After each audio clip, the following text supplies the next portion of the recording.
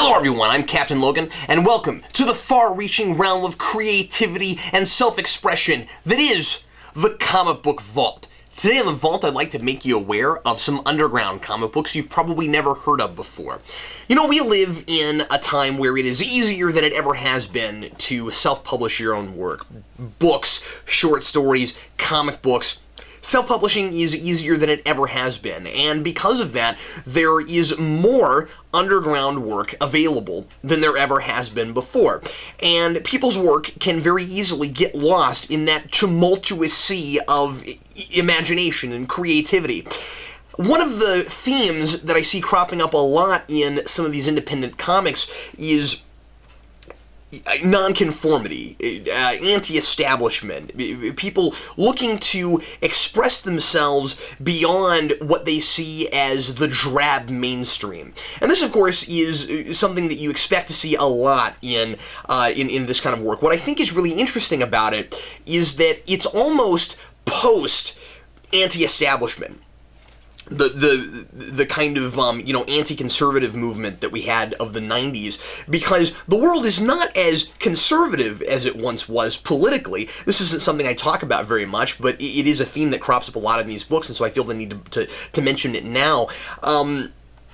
What I see in a lot of this work is more of a going against the grain of negativity that the new status quo has become fear and anger and backlash. And this is, and a lot of what I'm going to be talking about today is backlash against the backlash. I'm seeing a lot of writers who are tired of all of this cynicism, and their heroes are anti-cynicism. This is something that you see already with Justin Cristelli's Red Knight, the last optimistic man in a cynical world, and I think it's very interesting that seems to be the big theme that is permeating through a lot of these books, and this is a big main idea that a lot of people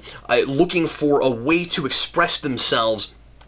Not in a mainstream way, not looking to necessarily be picked up by a big company or anything like that, putting out their own work and hoping that you'll take a look at it. And so today I'm going to be promoting some of these books, and I'll be briefly discussing each of them. I'll tell you what's in them, what they're about, without any spoilers, and I'm going to tell you a little bit about what I think of them. Now, I do feel the need to say that when I do independent books like this, I don't like to do real deep critical analysis, especially because, again, I don't want to give too much away. I'm promoting these things, and I want you to take a look at it and see what you think for yourself. And some of these things might not be exactly my cup of tea. Some of these things might be things that appeal more to some of the viewers that are watching, and so understand that some of the things that I'm reading here are not things that I necessarily would have gone out and sought out myself, but I do find everything I'm talking about today very interesting on some level or another. And so today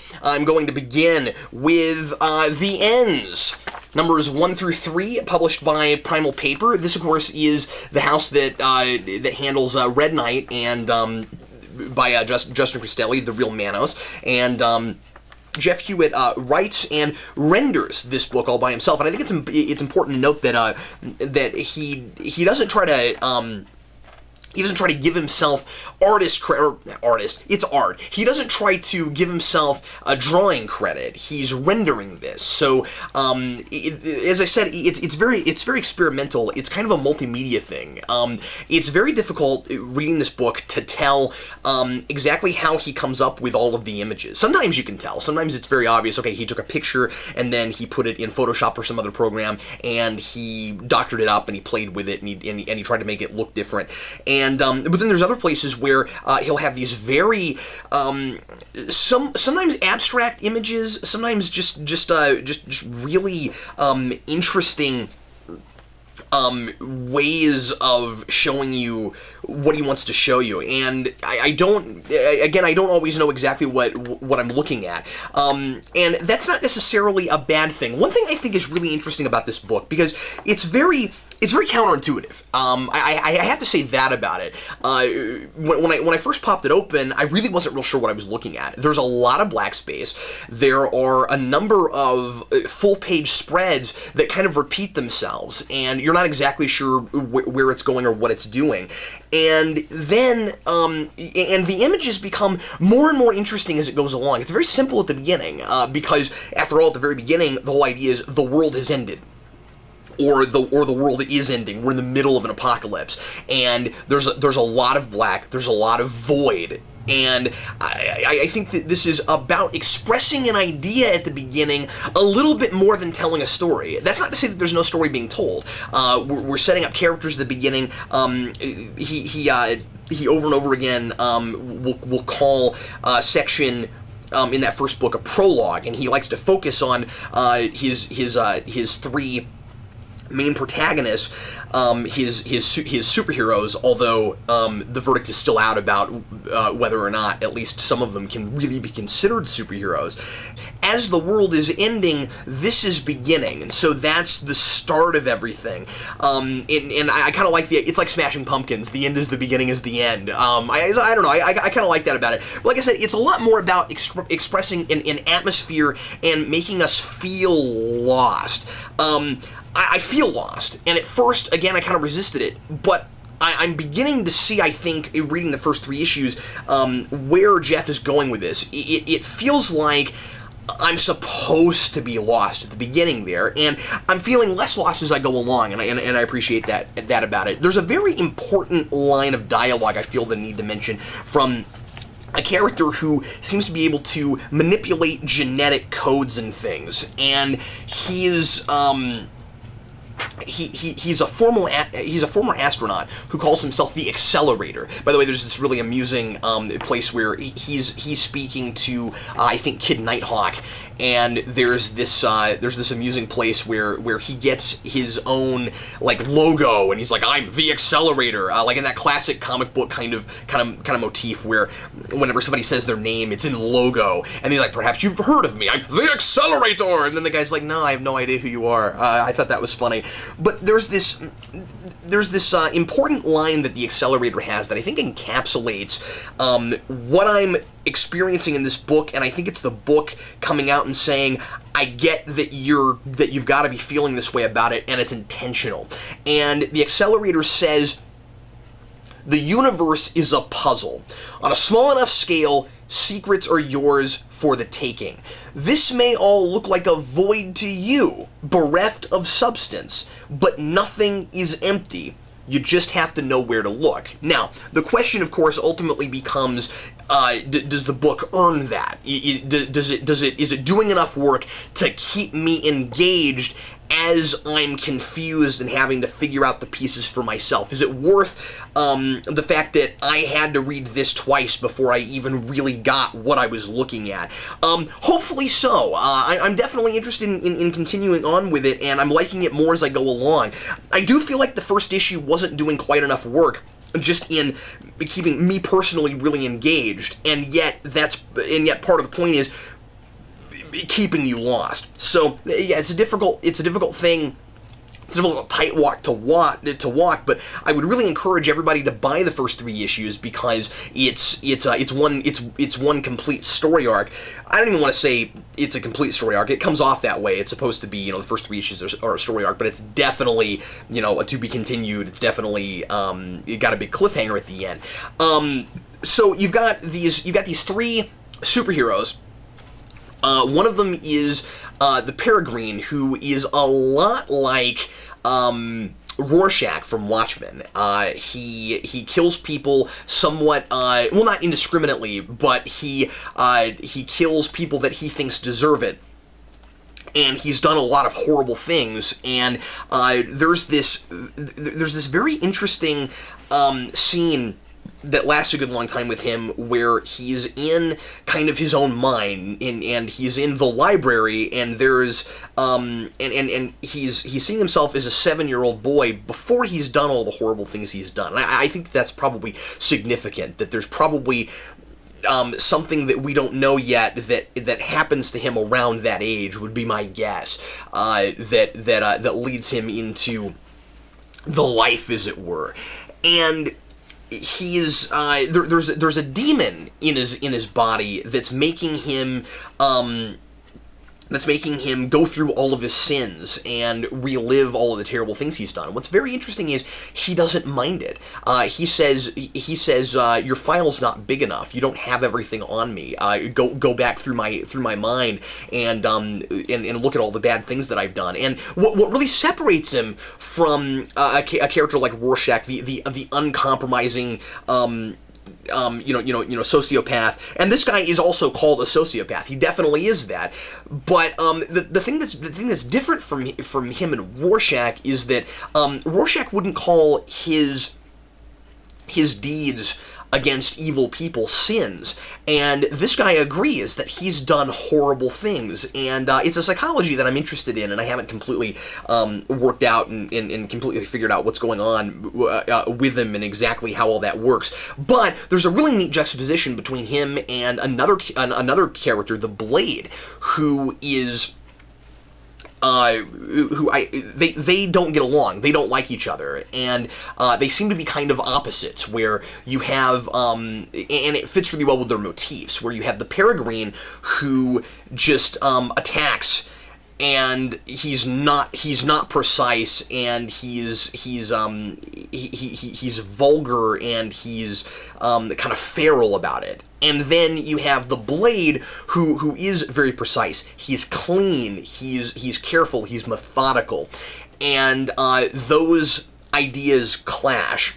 And I think that there's probably, without going too far into it, I think there's probably a couple of statements of philosophy going at each other there too. This is a very philosophical kind of book. Like I said, it is a very experimental book. It's not something that I think is that concerned with being for everyone. I think it's the kind of thing that you either get it or you don't get it.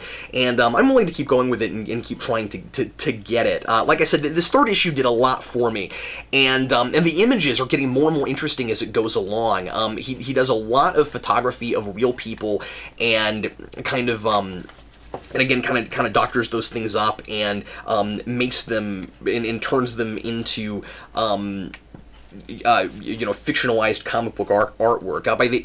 By the end of this, we get to a place that is set up in the second issue that I thought would take issues and issues to get to, and it turns out to not be anything like as important, or maybe it is important, but it ends up not being anything like the goal that I thought it was. All in all, a really interesting book. I've never read anything like it, and I'm willing to go with it just because of that. Next up, we got a really fun action fest. This is Mega Monster Mashers Teen Team, and this is by Damon Begay, 92 Kickstart on YouTube. He writes and draws this one all by himself, and this is about some teenagers that are recruited by an organization to fight giant monsters. And there's very little that I enjoy more than big giant monster fights in superhero comics, and so this was a lot of fun for me. The art seems intentionally unpolished.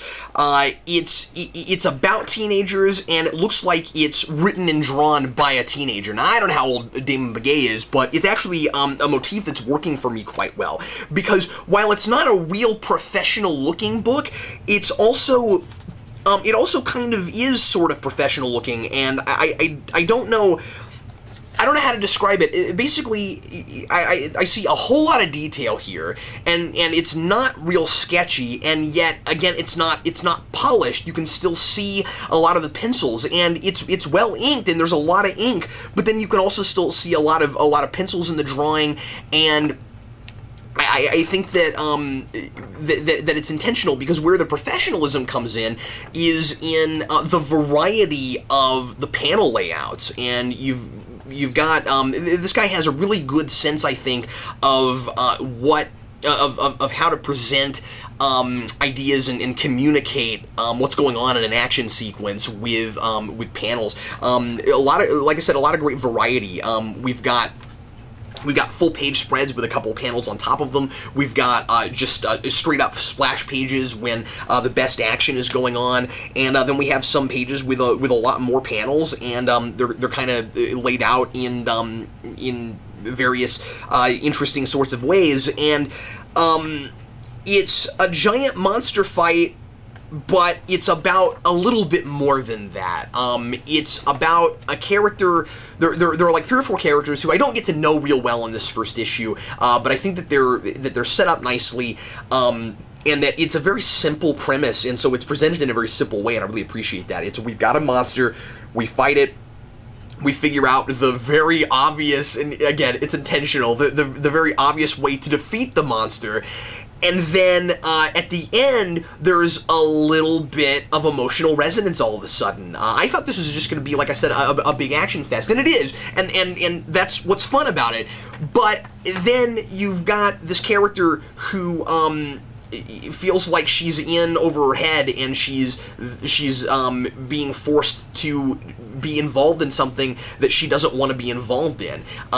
She says, I didn't sign up to kill giant monsters. I'm here for the people and to help save people and for the monsters, and it's somewhat of a animal rights kind of thing, and I sort of like that spin. I think it's kind of neat, because you get something like the Powerpuff Girls, where it's riffing on those big giant monster fights, and the joke there, the satire there is always it's these cute little girls just beating the crap out of these giant monsters, and it never occurs to them that they might have feelings too. And here there's kind of a sense of they might have feelings too. If this series is going to keep going, one thing I would really love to see would be some actual character development for the monsters. I think it'd be really fun if we kind of knew where they came from and why exactly they're there, and what motivates them to run around and break giant buildings and try to stomp on people and things like that. Anyway, I had a lot of fun with this one. The only criticism I want to mention with this one is I was a little bit unsure about some of the way the language was done, because and it's handwritten, and the handwriting's not great. Again, I feel like that's kind of intentional. I feel like again, in a way, it's trying to look like a book that a kid wrote, and yet it works on enough of a story level that not only can you get past that, but it's charming, and so I sort of like that. But what I don't really like is that there's text speak in the dialogue balloons. And again, it's probably intentional. The idea is probably that these are how these teenagers are thinking, and I might be reading too much into it, but the idea that teenagers in this day and age are thinking in text speak, so they say you are instead of you're, and they actually will say like WTF or something like that, and I guess I just resist it as an English guy, and also in the impracticality of, well, it's in the dialogue balloon, so even if you say you're saying the word your, it's a little strange to see it spelled wrong intentionally. Again, that's possibly a taste issue, and I would hate to think that Damon Begay doesn't realize he's writing in text speak. I'm sure he does. So anyway, there's that, and also I'd love to see giant monsters on the cover. It's a fun logo, but it would probably be more likely to entice people if in future issues you had big monster fights going on your covers. Anyway, I really enjoyed this. That was a lot of fun.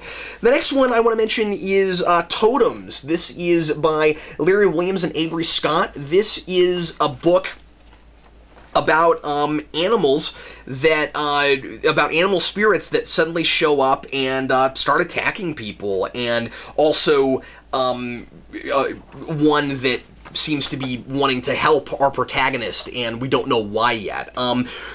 The art here is digitally rendered, and it's pretty highly detailed. I like the colorization on this quite a bit. Here, I don't feel like there's corners cut. I feel like there's a lot of texture, and there are certainly places where I kind of look at backgrounds and I think, well, if this was done in pencil, there'd probably be a little bit more to that. But then there's other places where I go, wow, I'm kind of surprised by how much is here. So, and again, the panel layouts are varied. There's a lot of panels on a page a lot of the time. It's done very much like storyboard, so this was easy. This was easy to read, and I really enjoyed it. I like how character driven this one is. This is about a kid who is kind of an outcast in his high school. It's very much a high school kind of book, but not in a bad way. It's a kid who is kind of outcast at his high school, and he has a difficult time relating to his father at home. His best friend is kind of a nerd who's obsessed with philosophy books. I kind of enjoyed that, and I kind of figured that that'll play in a little bit. Whatever philosophy he's reading will probably have something to do with the philosophy in the book. Once again, there's kind of a nonconformity sort of message. Maybe not message, but theme building from the very beginning. In the first couple pages, the word conformity pops up. It's there, and I'm not going to give away anything about what exactly is going on with the animal attacks and things like that, other than to just say there are these mystical animals, and they show up, and a girl gets attacked at the beginning, and she's missing all through the book, and everybody's trying to figure out where she is, and then somebody else gets attacked by yet a different animal later on in the book. And actually, I say animal at the beginning. The sense I get, and I could be wrong about this, but the sense I get is that there's maybe like a group that's maybe controlling the totems, or like maybe there's a couple of totem groups or something, and this girl was supposed to be working for the totems, or I'm sorry, for this group, and she went against them, and so they attack her, because we don't actually see her get attacked by an animal, but we don't really know exactly what happens to her. So again, I'm being cryptic because I don't want to give away exactly what's going on. Like I said, what I latched onto the most here, especially because I don't exactly understand what's happening yet with the animal spirits. We're only in the first issue. What I latched onto the most here are the human elements. The kid who tries to help out his friend in school. I like that our main protagonist isn't the guy who's getting picked on. He's got a friend who's getting picked on by bullies, and he doesn't just take up for him. He tries to help him, and then he says, "You need to learn how to stand up for yourself." And I like that he's got a backbone, but he's also got some insecurities himself. Especially because he had a family member who he lost a long time ago, and I imagine that will probably play into the totems thing as well. I liked how straightforward this is. Again, this was an easy book to read, and I feel like I know as much as I would want to consider reading another issue. So anyway, this was quite good, and I definitely think people should check that one out. I've only got a couple more. Next up is Angelwolf. This is by Jess, Hurley, and Allison Tibbetts.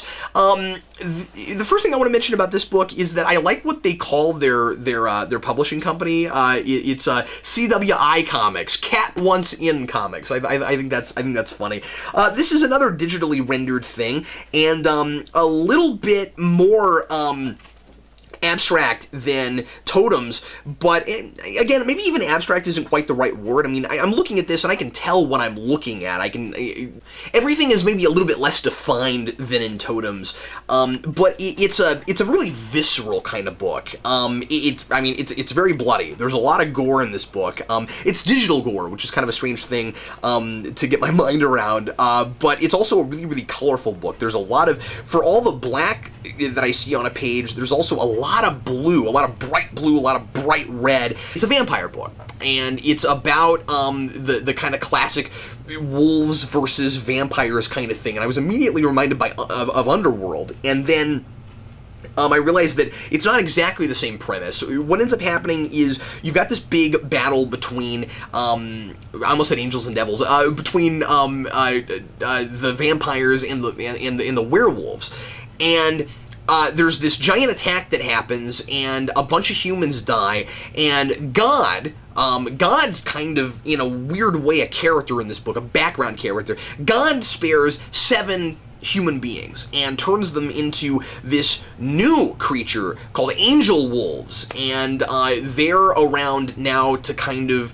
the best I can gather is kind of, I don't know, mediate in this war between the wolves and the werewolves and the vampires are like stop as much collateral damage as they can. I'm not 100% sure what the purpose is of them yet, but they keep finding themselves. A couple of them are our main characters, and they keep finding themselves kind of fighting against this insanity that this war is causing. I like kind of how the world is played, because it's kind of obvious that vampires are everywhere, and you keep seeing people on the news talking about this, where they're like, hey, once again, it seems like there's vampires, and everybody's really nervous about it, and it just seems like vampires and werewolves too are kind of taking over, and it's becoming absolute chaos and really impossible for people to live. There's another big giant monster fight in this, much scarier, of course, than the one in Mega Monster Mashers, because it's that kind of book, definitely a horror comic. And there's a lot of action. It's a very involved book, and like I said, it's a little it's a little on the gory side, but yeah, it's a really involved book.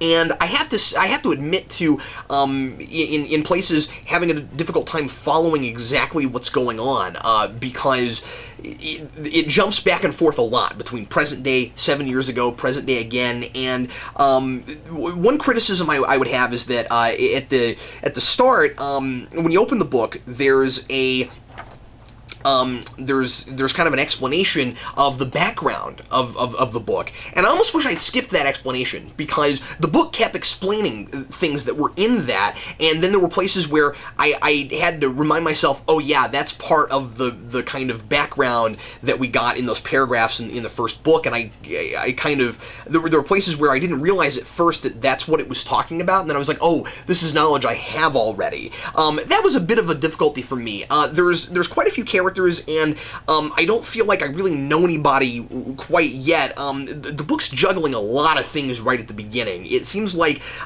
it has a lot of story it wants to tell. It has a lot of mythology it wants to tell, and frankly, I thought it got to a place that a regular comic book might have taken even 3 or 4 issues to get to. I feel like it's maybe a little bit truncated, and that's not a huge criticism. It's structured a little differently than maybe I would have done it. But I'm not saying it's not readable. I'm just saying that I felt myself a little bit confused in places and had to go back and kind of reread it. But anyway, it's a really interesting book. It's a very energetic book. It seems like it's not apologizing for the fact that it's doing vampires and werewolves again, and certainly thinks that it has some new places to go with that. So anyway, that is Angelwolf. Very briefly, I want to mention a book that came out quite a while back, actually, called Punctuation Men, and this is another book that was sent to me in the mail, along with a couple of other things, and this is Punctuation Men #1. This is by Landon, Hewitt, Rick Gordon, and Jared Payne. So this was a book that was put out all the way back in 2003. And there's been some talk lately, I went and researched this, and there's been some talk lately that maybe they'll actually come back pretty soon and finally do issue 2. What I read back then is that these guys weren't real happy with the reaction they got back when this first came out, and they were a little unsure of it, and they ended up not putting out anymore.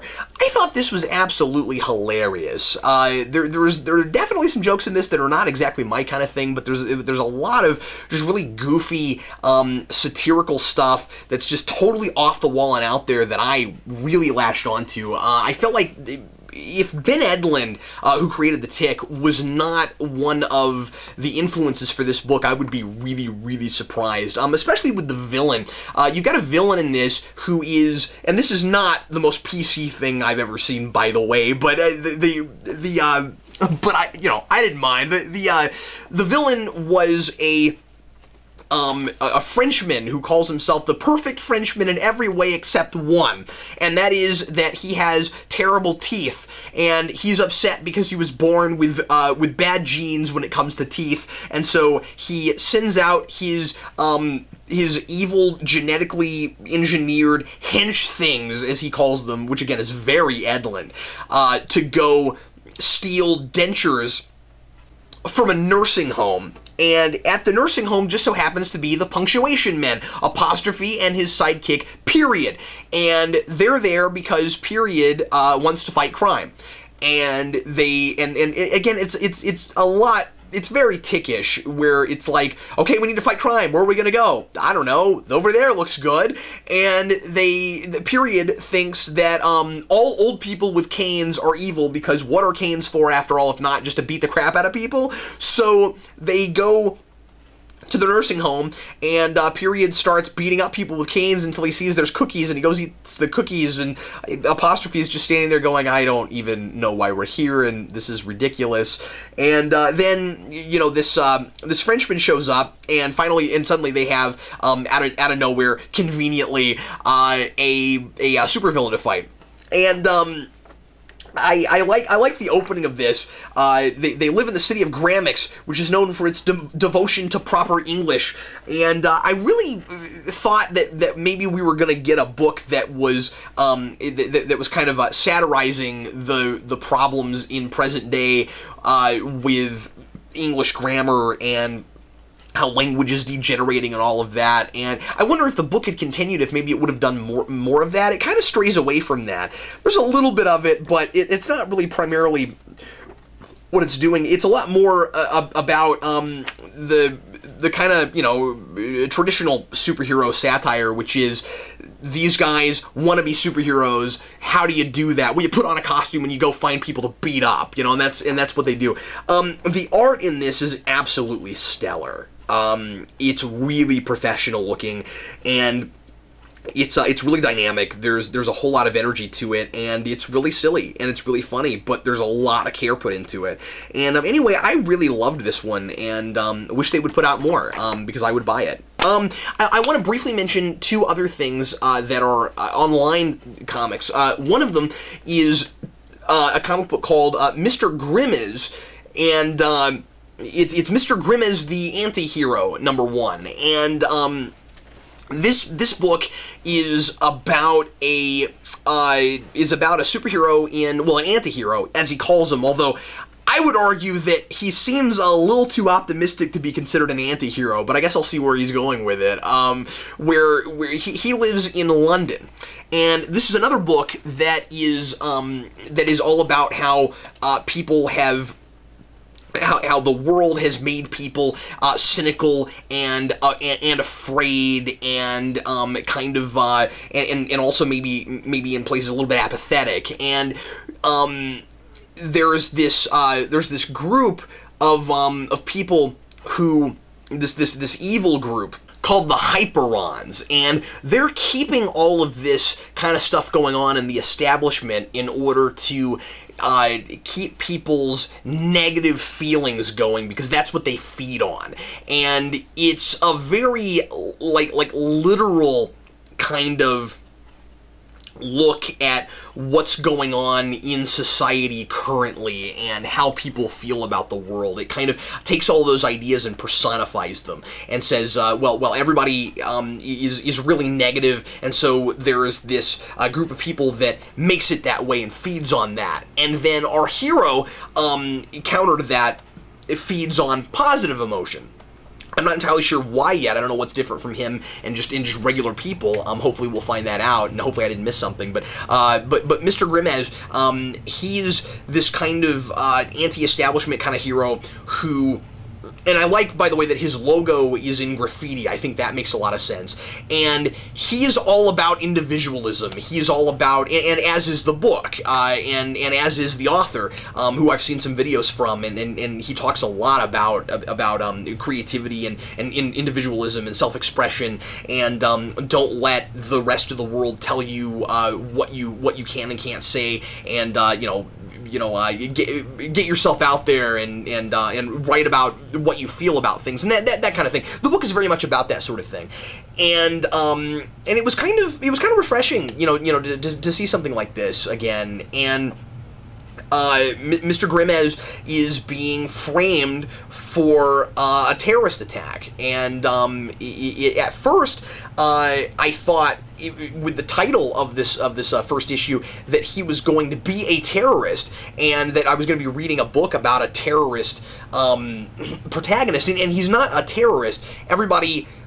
The bad guys kind of set him up to look like a terrorist, and so the one really optimistic character that's trying to make the world a better place is being looked at as the most dangerous person in the city. I really enjoy the art. I really like the shading on this one. Once again, it's really dramatic. It's really it's really heightened, and there's a whole lot of energy to it. So anyway, check that one out. It's available on Facebook to just read page for page, and he's also got a physical copy you can buy as well. And the last thing I want to mention very briefly is Spiderfingers Hero Worship by John Clay.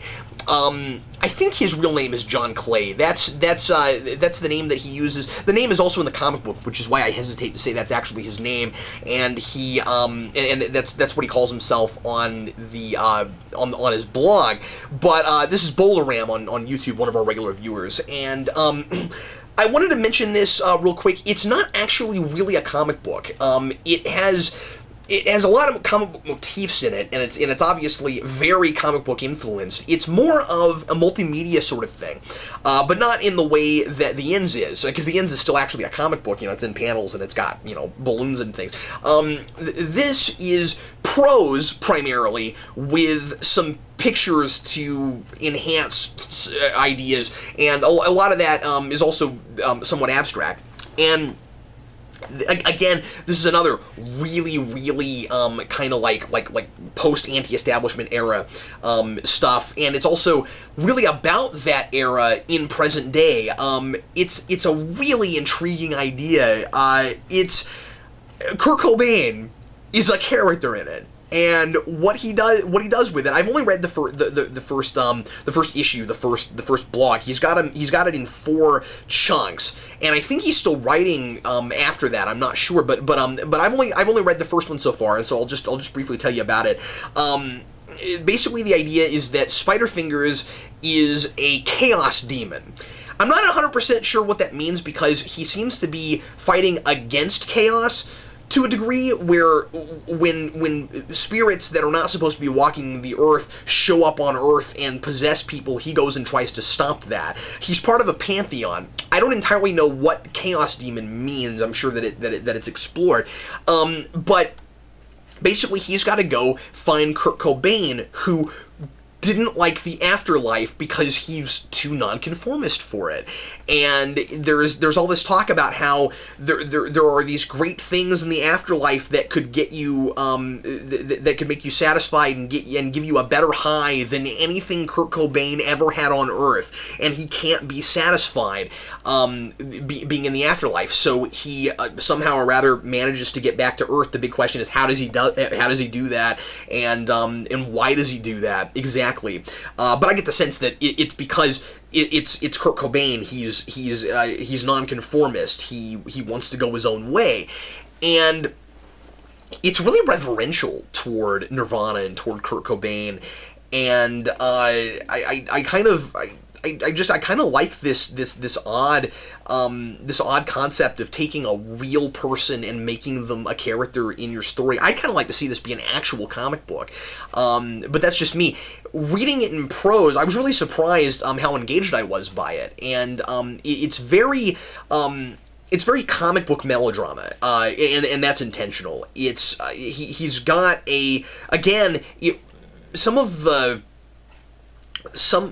description and things reads a little bit like Alan Moore, and he's got he's got this way of describing things that's kind of infectious. His word choice is really, really interesting, and it's not straightforward storytelling. It does read kind of like stream of consciousness, but there's also a lot of story being told in that, so it knows what it's doing, and it's not just like it's not just frothing at the mouth, throwing words. It's not just word vomit. I mean, there's definitely a pacing to it. Anyway, I would encourage people to take a look at it. I found it really intriguing. Again, I don't know if it's my kind of thing, but I like to stretch out sometimes and try new things, and this is different. And anyway, I really enjoyed it. So that's all I have to talk about today on the Comic Vault for the Indie Spotlight. And take a look at some of these books, won't you? The links are in the description for how you can get these, and where you can find the ones to just read and where you can find the ones to purchase. I know The Ends is available, I think, in both print and digital, and of course, if you buy it digitally, you can look at it a little bit cheaper than if you get it in print. So anyway, take a look at those links. Thanks as always for watching. I'm Captain Logan, and if there's anything you'd ever like to send me, either something to review for the Comic Book Vault that you just have lying around that you're interested to see me or Vince talk about, or something that you've done yourself that you'd like to see on Indie Spotlight, send that to our P.O. Box. That's Geekvolution, P.O. Box 14183, Lenexa, Kansas 66285. And I would also like to officially announce on the channel that I am working on my own comic book that will be published sometime this year. I don't have an exact date set for it. We're still working on it, but I've written a comic book set in the Seven universe, in the universe of my novel, The Girl with Seven First Names. Don't let that alarm you if you've not read the book, because it's just set in the same world. You don't even kind of have to have read the book to read it. It's just a universe that I really enjoy writing in, and so I'm writing more stuff in it. It's a multiverse. There's a lot of different dimensions. You can do a lot of different things in it, and the book is going to be called Tales from the Multiverse. And the first story is about Rajal Sharak, kind of a fan favorite character of people who have read the book. He's a Nixot. He's got that's the name of his species. He's got orange skin and bat wings, and he sells. He steals superpowers and he sells them on interdimensional eBay. And in the first issue of the comic book, the first issue is a story about him trying to find a way to steal the superpower of stealing superpowers, and that's what it's about. It's going to be an anthology book, so each issue is going to be a new standalone story that is vaguely related to the one before it, but they're each going to be standalone stories, because I just don't feel like we have enough of that around anymore, and I kind of want to write one. So anyway, enough about me and enough about that book, but that'll be coming out soon, and I'll keep giving you more information about it, and I'll put up a video with some sample art when we get there. I've got a really great artist on it. His name is Kapsuli Tiberiu, and he's fantastic, and I really can't wait for you to see his art. So anyway, thanks everybody for watching. Really hope you enjoyed it. I'm Captain Logan, and happy reading.